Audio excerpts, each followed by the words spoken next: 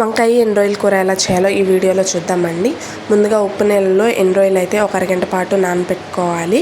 అరగంట తర్వాత ఒక కడాయి పెట్టుకొని అందులో ఆయిల్ వేసుకొని ఆయిల్ హీట్ అయ్యాక ఉల్లిపాయ ముక్కలు వేసుకొని ఫ్రై చేసుకోవాలి. ఉల్లిపాయలు ఫ్రై అయిన తర్వాత టమాటా, మునక్కాయ అలాగే ఎండు రొయ్యలు బాగా వాష్ చేసుకోవాలి 5-6 టైమ్స్. అవి వేసుకొని అందులో ఉప్పు, కారం, పసుపు అలాగే ధనియాలు, జీలకర్ర పొడి వేసుకొని ఒకసారి బాగా కలుపుకొని మూత పెట్టుకొని ఉడికించుకోవాలి. ఒక 10 మినిట్స్ ఉడికాక బాగా కలుపుకొని కట్ చేసుకున్న వంకాయలను అందులో వేసుకొని లో ఫ్లేమ్లో ఒక 10 మినిట్స్ ఉడికించుకోవాలి. ఆ తర్వాత కొంచెం వాటర్ వేసి హై ఫ్లేమ్లో ఉడికించుకుంటే వంకాయ ముక్క అయితే ఉడికిపోతుందండి. వంకాయ ముక్క ఉడికిన తర్వాత గరం మసాలా వేసుకొని 2 మినిట్స్ పాటు బాగా కలుపుకుంటే కూర అయితే దగ్గర పడుతుంది.